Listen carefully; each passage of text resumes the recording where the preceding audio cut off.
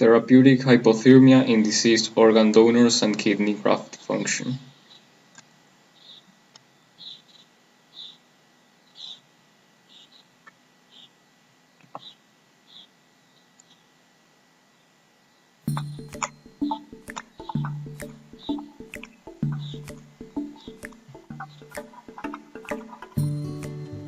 Every year, many thousands of people receive the gift of life, a life-saving transplant of a heart, kidney, liver, lungs, pancreas, or intestines.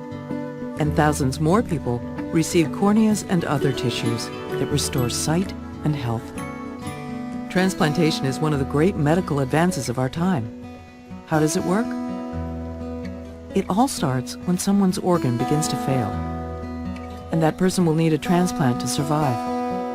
A thorough evaluation is conducted at a transplant center, and if the person's a good candidate for a transplant, he or she will be put on the National Transplant Waiting List. Once a person is on the list, the wait for an organ begins. A national system matches people on the waiting list with donors. The factors considered in matching donors and recipients include blood type and body size, how sick the patient is, distance from the donor, tissue type, and length of time on the waiting list. What doesn't get taken into account? Organs are never matched based on race or gender. Income, celebrity, and social status are also never considered in matching donor organs to waiting patients. There's no telling how long the wait will take. In fact, some people don't receive an organ in time because the waiting list is very long and there aren't enough donors available. That's why an average of 18 people on the waiting list die each day. Imagine how many we could save if we all were donors.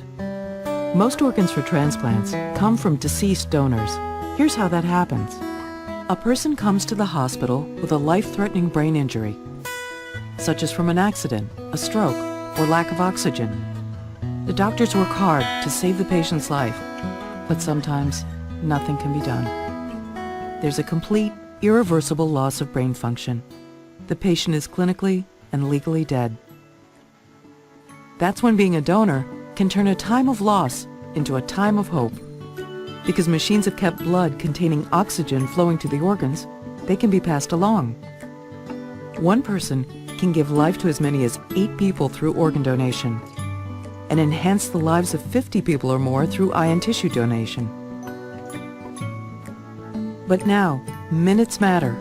Matches must be found, and transplants must happen quickly. The hospital contacts an organ procurement organization, an OPO. OPOs manage the organ recovery process. The OPO checks the state organ donor registry. If the person is already registered as a donor, they'll inform the family. If not, they'll ask the family to authorize donation. A medical examination takes place. They check the medical and social history, and if the person is eligible to be an organ donor, the computer begins the search on the national waiting list for well-matched patients. The best matched patients for each organ are contacted by their transplant teams. This is the call that every single person on the waiting list has been hoping for. The call that could mean a second chance at life. Now the transplant happens. A surgical team recovers the organs, then corneas and other tissues. The organs are sent to the transplant hospitals where the patients and transplant teams are waiting, and the life-saving transplants take place. It will take healthy living and medications to keep the organ working well in its new home. But some wonderful person has given the most precious gift of all, the gift of life. You too can make the decision today to sign up on your state registry as an organ, eye, and tissue donor. Any age is the right age, young or old. And any day is the right day to sign up as a donor. You can register through your driver's license office, or you can sign up right now, online. Remember to tell your family so they can support your wishes. More than 100 million people have already signed up, but we're all needed to save more lives. Go to organdonor.gov and sign up in your state donor registry as an organ, eye, and tissue donor. Go to organdonor.gov and share the gift of life.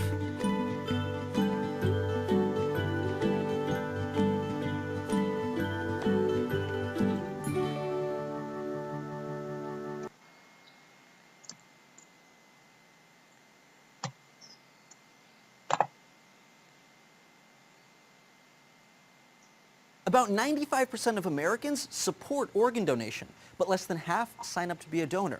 Why is that?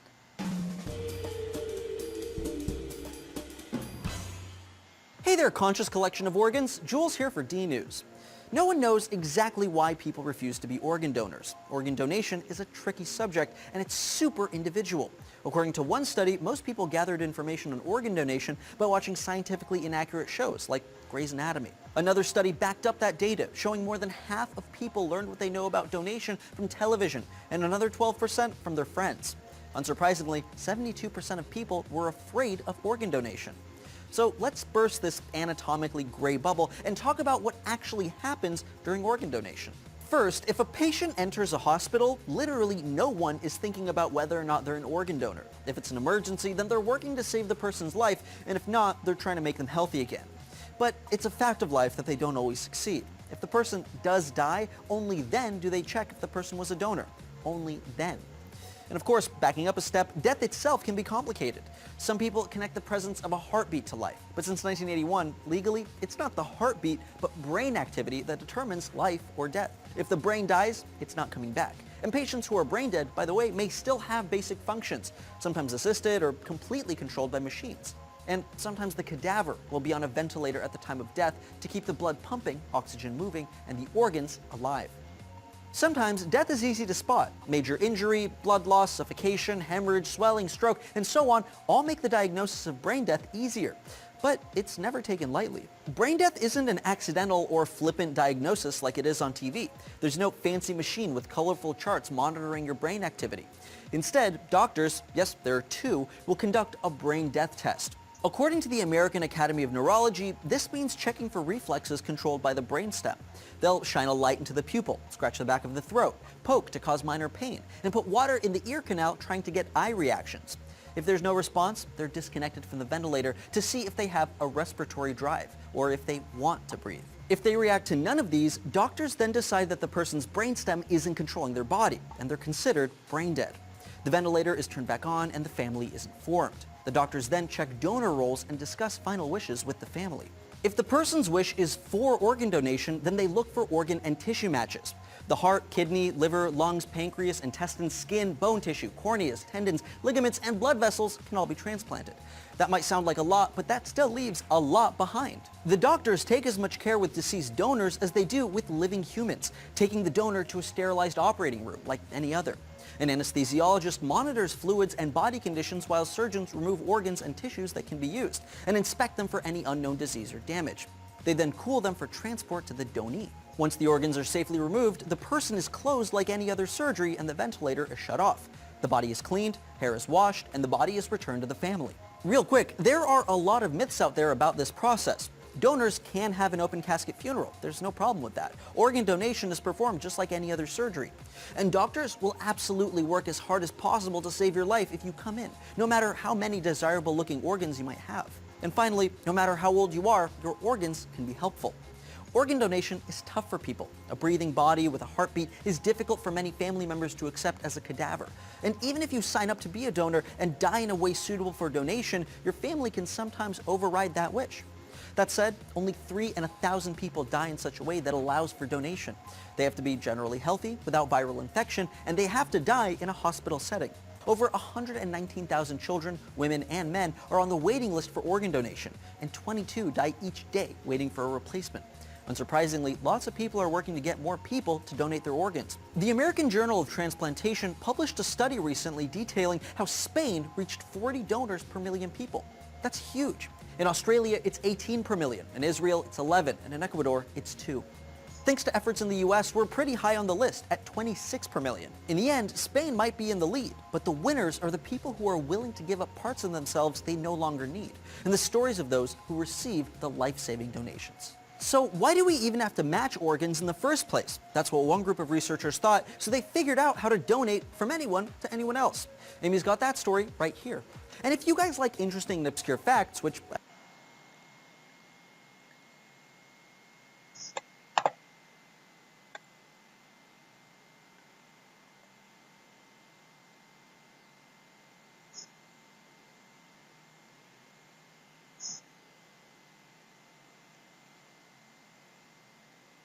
Welcome to a Perspective Roundtable from the New England Journal of Medicine. I'm Atul Gawande, a staff surgeon at the Brigham and Women's Hospital in Boston and an associate professor at the Harvard Medical School and Harvard School of Public Health.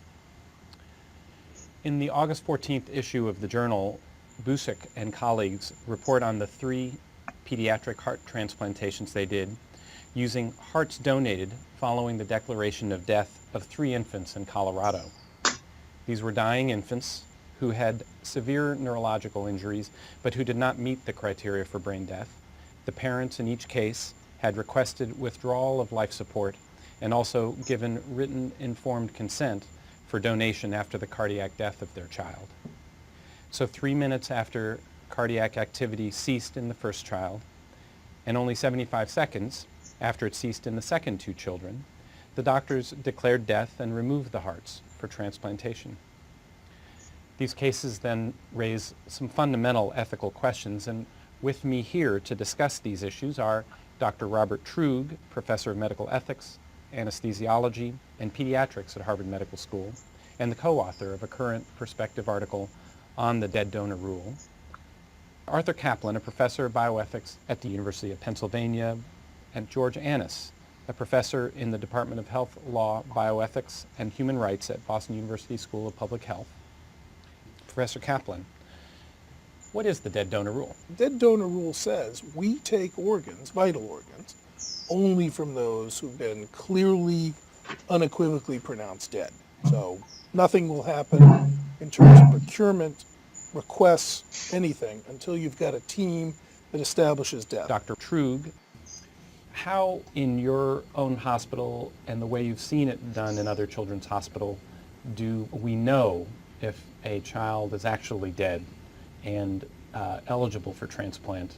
The ways that children die where they can be organ donors traditionally has been through the brain death pathway, where in children with devastating neurological injury, we examine them to make sure that there's nothing that's potentially reversible, to make sure that they're comatose, that they're apneic, they have no brainstem reflexes, and then we declare them dead while they are on the ventilator and the organs are still being perfused by blood from the heart. Now, donation after cardiac death is relatively new in pediatrics, but this is where you wait until the heart has stopped for a certain period of time. There's been a lot of discussion about how long one has to wait after the heart stops before we say it is irreversible. And there has been a general consensus with very little data that needs to be somewhere between 2 and 5 minutes. The rationale for that's a little murky, frankly. The thing that people often cite is that we don't know of any hearts that have ever started on their own again after having stopped for 65 to 75 seconds. But that's not to say that if you tried to restart the heart after 2 minutes, 3 minutes, even 5 minutes, that it couldn't be successful. And so it calls into question what we mean by the word irreversible, since the declaration of death requires the irreversible cessation of cardiac function. By irreversible, do we mean that the heart could not be started again, in which case 5 minutes may not be long enough?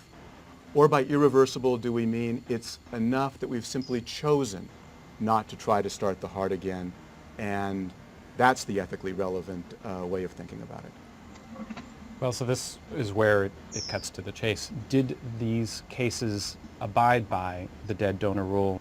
Well, I think they did not. I think they're trying to change the dead donor rule by saying that, historically irreversible cessation of cardiac and respiratory function meant it's irreversible, that you can't reverse it, you can't try. So the argument is, well, if we're not going to do it, if the parents said don't reverse it, then it's irreversible. Well, of course it's not. That's a play on words. The fact that you could bring the heart back here in your mind, just because you could transplant it in another child successfully, meant that they were not dead in your mind. It's not just in my mind. I think it's the law, and also I think it's the most critical thing, and Arthur has pointed that out, is to distinguish dying people from dead people. We want to take care of dying people. Dying people are persons with constitutional rights. Doctors have an obligation to take good care of them so they don't suffer, at least. and not to kill them. And dead people, who are not persons anymore, have no constitutional rights, no rights at all, who can reasonably, with their own assent or with the assent of their parents, be used as organ donors. And that's always been the rule. Our question, and the question that the Denver group raises is, should we change the rules? I think, in my view, the whole discussion about whether they're dead or not is really to miss the point. And I think that these cases from Denver are very illustrative of the issue, because, you know, here you have 3 babies who are certainly going to die. You have their parents who are apparently highly motivated to donate their organs. You have 3 other babies whose only chance of survival is to be able to receive this gift. It's a situation where, you know, all of the ethical vectors are kind of lined up in the right direction. I mean, I think that for many people looking at that, they'd say, it seems unethical not to allow this to happen. There's only good things that can come out of this. And yet, we have the dead donor rule, which says that we can't remove these organs unless these babies are declared dead. And yet the problem is that the babies don't look very dead. In fact, everyone here is saying they're not dead. And so I think that the solution to that has been exactly the wrong way to go. The solution that medicine and society have taken is to continue to tweak and manipulate the definition of death so that we can progressively include different kinds of patients under that umbrella. And, you know, to me, it seems that that's the problem, and that what we really ought to be going back to is what's the patient's prognosis, what's the neurological condition, what are the preferences of the patient and the family, and we should respect those. And the dead donor rule, for all of its historical significance, really misses the point. What you would suggest substituting is a mix of consent from a surrogate most of the time for you to have your organs donated when you've had loss of nearly all of the higher functions, loss of major ability to provide consciousness in the brain. But wouldn't that just be death by organ removal? Yes, it would be. But I think that there's 2 caveats that would be very important safeguards there. The first is a strong emphasis upon informed consent and making sure that you have the permission of the patient, if possible, before their injury, or the appropriate surrogate if not. And then, you know, you don't want people committing suicide to donate their organs if they're otherwise healthy. So you need to have safeguards to make sure that this person has, for example, such devastating neurological injury that the loss of their vital organs is really no longer a harm to them. And under those circumstances, I think actually it's a much cleaner way to go and avoids all of the crazy stuff that we're talking about here in terms of how do we diagnose death.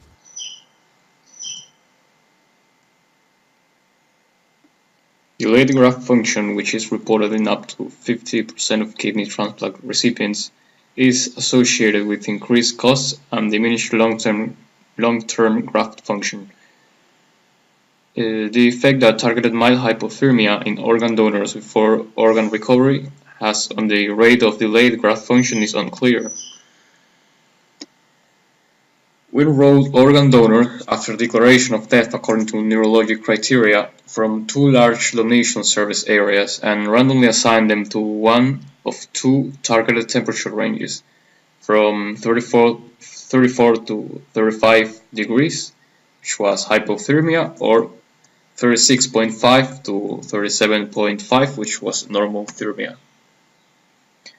The temperature protocols, which were initiated after authorization was obtained for the organ to be donated and for the donor's participation in the study, ended when organ donors left the intensive care unit for organ recovery in the operating room.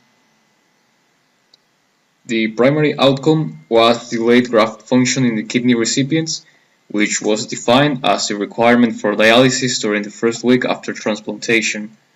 Secondary outcomes were the rates of individual organs transplanted in each treatment group and total number of organs transplanted for each donor. The study was terminated early on the recommendation of an independent data and safety monitoring board after the interim analysis showed efficacy of hypothermia. At trial termination, 370 organ donors had been enrolled, 180 in hypothermia group and 190 in the normothermia group. A total of 572 patients received a kidney transplant, 285 kidneys from donors in the hypothermia group and 287 kidneys from donors in the normothermia group. Delayed graft function developed in 79 patients of kidneys from donors in the hypothermia group, that's 28%, and 112 recipients of kidneys from donors in the normothermia group, that's 39%. So, in conclusion, mild hypothermia as compared with normothermia in organ donors after declaration of death, according to neurologic criteria, significantly reduces the rate of delayed graft function among recipients.